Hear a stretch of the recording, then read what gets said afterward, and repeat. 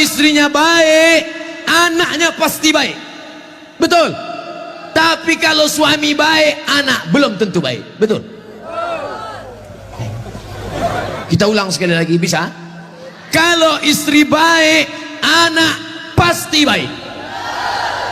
Tapi kalau suami baik, anak belum tentu baik. Mana contohnya? Nabi Nuh alaihi salam. Nabi Nuh itu baik apa enggak baik? Baik, tapi anaknya anak durhaka, namanya Kan'an, gara-gara istrinya tidak baik. Makanya bapak, kalau istri bapak tidak baik, oh, inilah. Kalau dia tidak baik, belajar kepada ibu-ibu di kota Waringin Barat yang sudah baik, bah. Ajak kursus kemarin. Ini orang baik-baik semua ini. Suaminya tidak baik, namanya Azar, tapi anaknya justru jadi orang baik. Siapa anaknya? Ibrahim. Ibrahim itu bapaknya tidak baik, tapi emaknya perempuan yang baik. Akhirnya apa yang terjadi? Anaknya menjadi anak yang baik. Anak yang baik. Makanya ibu, kalau ada suami ibu yang agak-agak seperti Fir'aun, sabar-sabar. Sabar. Pulang dari sini, bang, insya Allah aku tetap sabar bersamamu, bang. Sampai kau ditenggelamkan di Laut Merah, bang. Karena kata Ustaz Somad tadi, insya Allah anakku akan menjadi baik. Suami ibu boleh jadi tak baik, boleh jadi dia perampok, boleh jadi pecandu narkoba, boleh jadi dia sakau, tapi ibu masih ada satu harapan. Anak yang ibu kandung, anak yang ibu didik, anak yang ibu berikan akhlakul karimah, dialah yang akan menjadi pelindung penaung. Di tengah malam dia akan berdoa, Rabbighfirli wali walidayya warhamhuma kama rabbayani shaghira. Maka ibu jangan berputus asa. Kadang banyak ibu-ibu ini putus asa, pulang ke rumah suami selingkuh, mabuk, langsung pergi ke kamar mandi, minum teh botol. Minum teh botol, minum super pel, nggak mati. Seminggu setiap ngomong bubuil.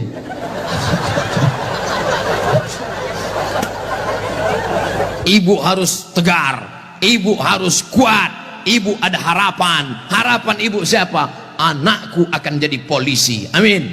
Anakku akan jadi tentara, amin. Ibu sekolahkan saja anak ibu sesuai bakatnya. Perhatikan anak ini bakat. Anak saya suka main layang-layang, berarti jadi pilot helikopter. Anakku suka mandi hujan, angkatan laut. Anakku suka ngembus-ngembus semprit, dua kemungkinan. Bisa jadi polisi, razia. Bisa jadi wasit sepak bola. Yang parkir jangan sebut. Ibu jangan sebut tukang parkir. Karena pada dasarnya kita semua ini adalah tukang parkir. Kita ini semua tukang parkir. Tirulah iman tukang parkir.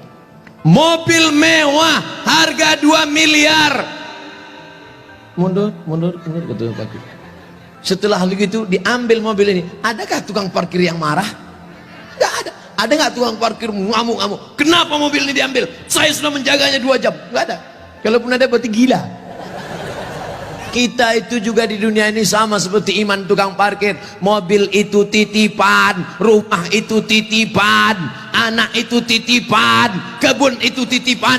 Kita hanya menjaganya di dunia, dan setelah itu kita akan mati. Ada yang punya kita? Tidak. Makanya bapak, berapa banyak bapak ketika istrinya meninggal, dia nggak ada nangis.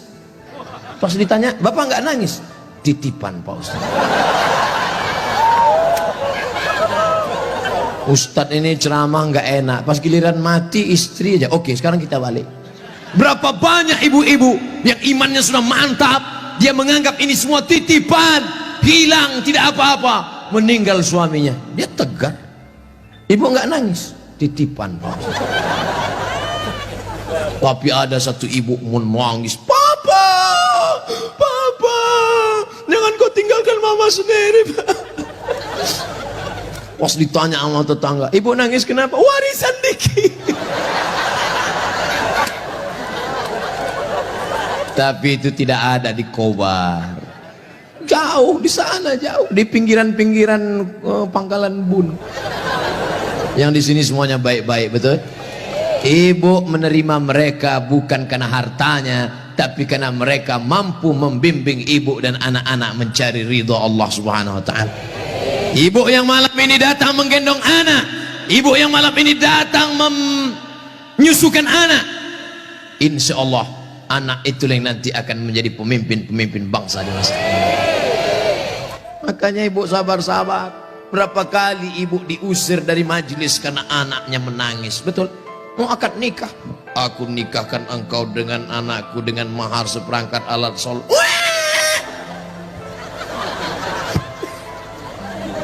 Berapa kali di majelis kematian ibu diusir, betul? Ada orang kaya meninggal, datang anaknya, mantunya, cucunya pakai baju hitam semua. Nama kelompoknya Men in Black. Sudah siap-siap mau menangis bersandiwara. 1, 2, 3. Rupanya anak ibu lebih kuat lagi nangisnya. Akhirnya tuan rumah marah, pergi pulang bawa anak. Berapa banyak ibu yang malu di depan orang banyak karena anaknya ingin naik mobil tetangga yang lebih mewah, lebih mahal.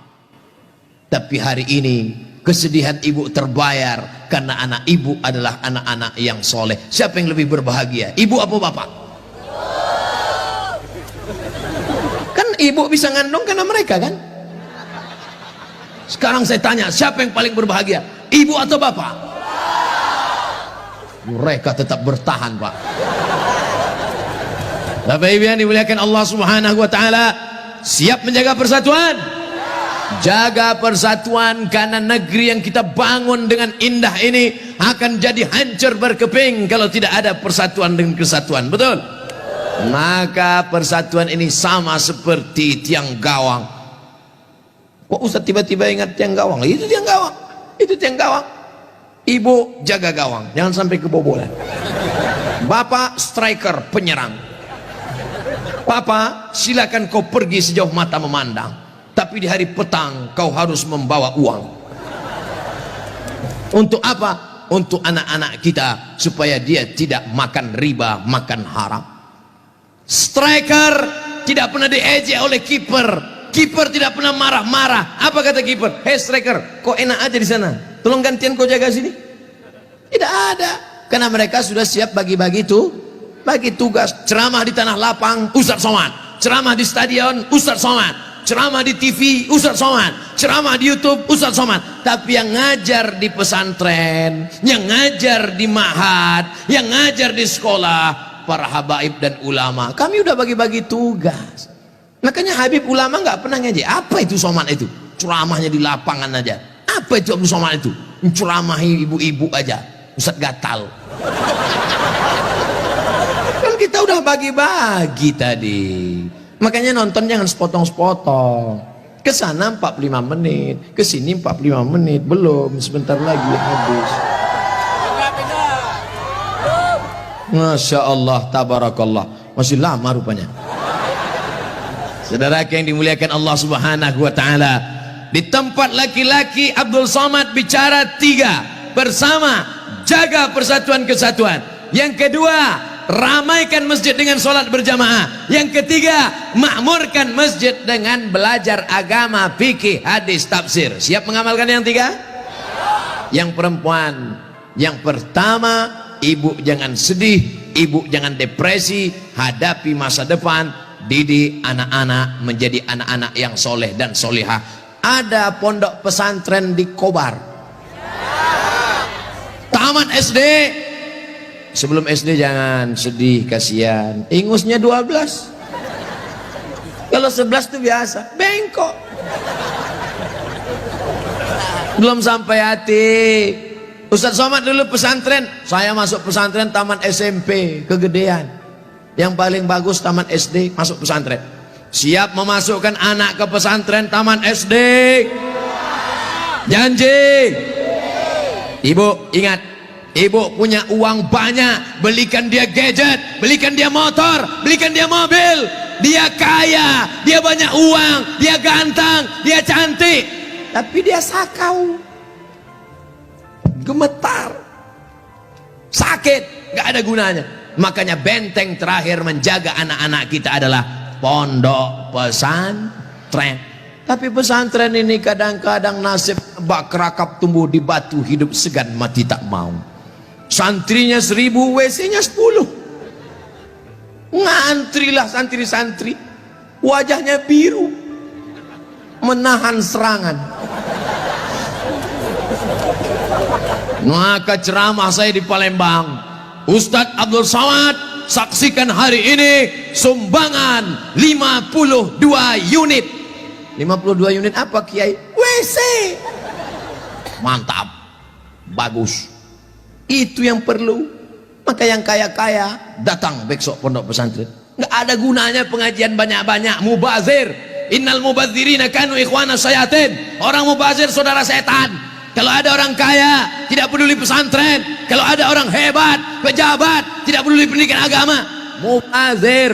Setan tidak menggoda dia lagi. Pas setan menggoda, ayo masuk neraka. Kata setan, nggak usah bro, dia saudara kita. Hai bro. Oleh sebab itu maka pertama yang ingin disampaikan Abdul Somad khusus kepada ibu-ibu, jangan pernah bersedih hati. Masa depanmu ada pada anak-anak, tataplah mereka masa depan, tapi tentu dengan bahasa ibu. Bahasa ibu paling ngerti dengan anak. Jangan pulang dari sini anaknya dikumpul semua, assalamualaikum. Nggak mesti diceramahi. Ibu usap kepalanya, ibu tiup-tiup, kau akan menjadi pemimpin masa depan nak. Doa ibu luar biasa. Ibu kalau marah sama dia jangan panggil dia setan. Setan. Tuyul. Jangan panggil dia. Calon bupati kota Waringin Barat. Gitu cara manggilnya. Calon anggota DPD. Gitu. Insya Allah dia jadi nanti insya Allah. Amin. Warna ibu mulutnya luar biasa, berbisa bu. Ibu ngomong salah saja diaminkan malaikat. Maka jangan pernah bicara yang tidak baik, bicara yang baik-baik. Sampai ada seorang laki-laki di zaman Bani Israel sebelum Nabi Muhammad SAW, namanya Juraij. Siapa namanya? Juraij. Ada orang Pangkalan Bun namanya Juraij? Belum ada. Nah, ibu yang hamil-hamil nanti kasih nama anak Juraij. Hai Juraij. Kepala sekolah salah tulis George. Ibunya lewat di depan tempat ibadah Juraij. Apa kata ibunya? Ya Juraij. Juraij merasa Tuhan lebih mulia. Aku tidak perlu menyambut panggilan anak. Aku tidak perlu menyambut panggilan ibuku. Dipanggil kedua kali, ya Juraij. Juraij mengatakan, Tuhan lebih mulia, ngapain aku menyambut ibuku? Panggilan yang ketiga, ya Juraij. Anaknya tidak menyambut juga. Akhirnya tercetus dari mulut ibunya. Apa kata ibunya? Allahumma la tumithu hatta turihi wujuhal mumisat. Jangan matikan Juraij sebelum matanya melihat wanita tuna susila. Mohon maaf, perempuan tidak baik, PSK, WTS, entah apa lagi namanya. Dikabulkan Allah. Tidak lama setelah itu ternyata ada seorang perempuan pengembala kambing. Hamil, bukan kenyang. Hamil, ditangkap, ditanya, hei perempuan, siapa suamimu? Siapa yang menghamilimu? Perempuan itu menjawab, Juraij. Yang menghamili saya adalah Juraij. Kira-kira masuk akal nggak Juraij menghamili perempuan yang nakal ini? Tidak, bukan dia, tapi fitnah. Dipertemukan Juraij dengan perempuan nakal. Rupanya Allah hanya ingin mengabulkan doa si ibu. Kata si ibu, jangan matikan Juraij sebelum matanya melihat wanita tuna. Akhirnya matanya memang betul-betul melihat wanita tuna susila. Melihat, padahal tidak mungkin ahli ibadah ketemu dengan wanita tuna susila. Kalau Satpol PP ketemu wanita susila memang bisa. Razia maksudnya. Mohon maaf Pak Satpol PP. Ini Juraij, orang soleh. Akhirnya ketemu, mengaku, siapa yang menghamilmu? Ini Juraij. Ditangkap Juraij, difitnah Juraij. Ternyata kau jahat Juraij, kerjamu ibadah, rupanya pekerjaanmu di balik ini semua menodai pengembala kambing. Dihancurkan tempat ibadahnya, hancur berkeping. Kata Juraij, jangan bunuh aku sebelum anak ini lahir. Setelah anak itu lahir, ditusuk Juraij pakai pusar, pakai telunjuknya, tusuk. Juraij bertanya kepada anak yang baru lahir itu, "Who is your father?" Itu bahasa Pangkalan Bun. "Siapa bapakmu?" Anak itu menjawab, "Ra'il ghanam," koboi. "Bapak saya adalah pengembala kambing."